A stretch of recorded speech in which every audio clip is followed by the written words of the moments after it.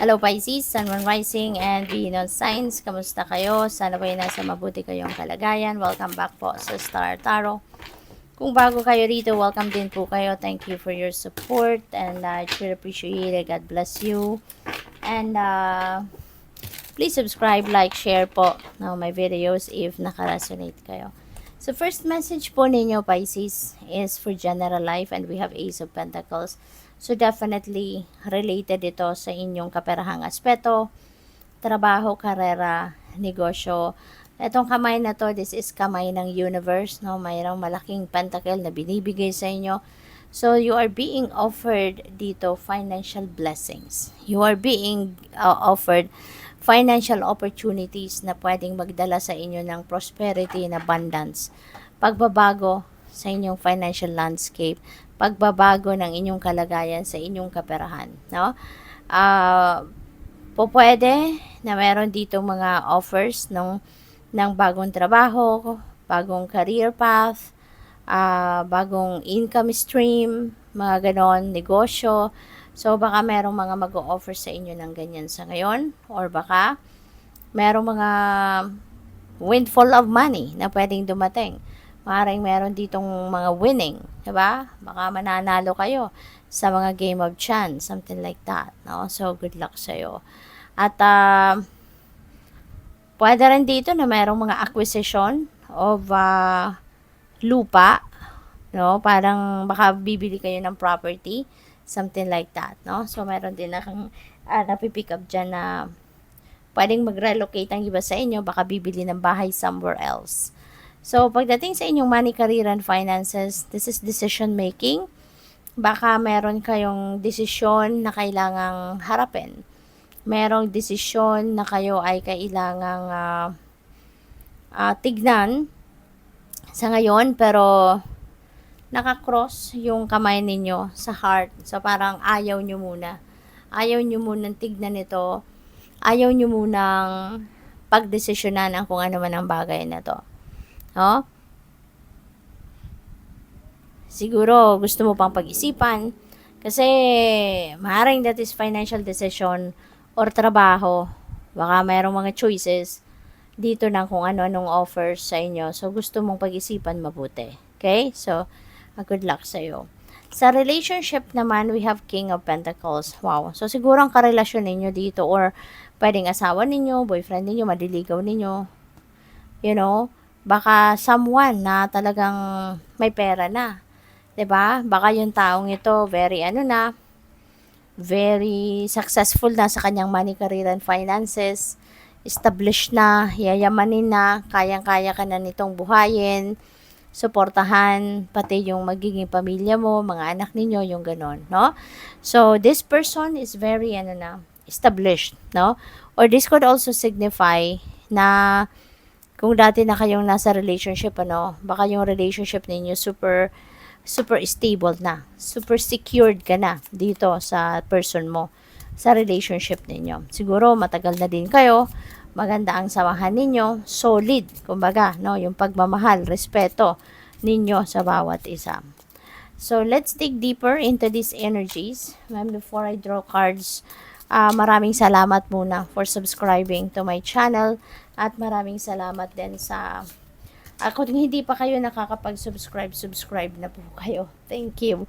At saka maraming salamat din sa mga nagsisend ng donasyon through Super Thanks. Maraming salamat po sa inyo.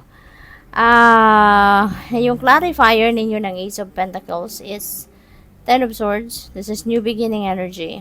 Tower, this is a new beginning energy. So, maraming pagbabago ang pwedeng maganap dito, no? Napipick up ko dito, this could be related talaga to money, no? Since we have Ace of Pentacles, may pagbabago magaganap sa inyong kaperahang aspeto, no? Pero yung tower kasi, there is a shake up, no, sa area of life na to, sa buhay ninyo. So, mayroong pagbabago, pwedeng magbabago kayo rito ng trabaho, magbabago ng source of income, ang iba sa inyo rito. Pero, sa una lang, baka mabibigla kayo. Pero, at the end of the day, you will see yourself or you will find yourself in a place na doon kayo magiging masaya. It will give you fulfillment kung ano man ang tatrabahuin ninyo dyan or career. It will give you fulfillment, happiness, joy. Kasi, ano na to, naka-aligned na to sa destiny ninyo. Kaya magiging maganda. No? Magiging masaya din kayo in the end. No? Ten of Swords. Kung dati, naloko kayo siguro sa pera, na-scam siguro kayo, no? Pisces. Dati siguro, merong nanloko sa'yo, merong nangutang, hindi na nagbayad, maaaring nabudol kayo, na-scam kayo pagdating sa inyong kaperahan. Siguro nag-invest kayo somewhere tapos hindi nyo na nakuha ang pera ninyo, yung kapital ninyo. Yung ganon. So, you were betrayed, no? You were cheated on pagdating sa inyong kaperahang aspeto in the past. But things are going to change now. There are a lot of blessing coming your way. Diba? Yung kinuha sa'yo na kung sino man, yung perang binudol sa'yo na kung sino man, that's gonna come back to you 100-fold. No? Mas marami pang blessings ang dadating sa inyo. Mas marami pang pera ang dadating sa iyo at ibabalik sa inyo ng Divine Universe. No? Pagdating naman sa inyong money, career, and finances, we have Hanged Man. Ayan. So, siguro kailangan mo tong pag-isipan mabuti talaga kung ano man ang decision making na to. Pahinga ka muna, time out ka muna sa kung anong ginagawa ninyo at give yourself enough time to think, give yourself enough time to makapag-isip kayo ng maayos, no? Para na hindi kayo magkamali, no, sa inyong magiging decision. Give yourself time enough time to reflect on kung ano yung dapat ninyong gawin dito. Okay? So, sa inyong relationship naman, we have Hierophant. So, pwedeng merong wedding dito. Merong ikakasal with the Page of Pentacles. So, pwedeng may bagong relasyon talaga dito na mabubuo. Maaring merong bagong love and romantic relationship na mabubuo dito for some of you, na maaring mauwi sa kasalan. At ang maganda rito, that person, siguro, kung whirlwind romance man ito, walang problema. Kasi yung taong ito siguro na yung nandiligo sa'yo or magiging jowa mo or papakasalan ka ng taong ito is established na sa kanyang money, career, and finances. So, kayang-kaya ka na nitong suportahan. So, tignan natin kung ano pa yung mensahe para sa'yo. Pisces, this is final message. Okay? We have memories. Cherish memories of loved ones.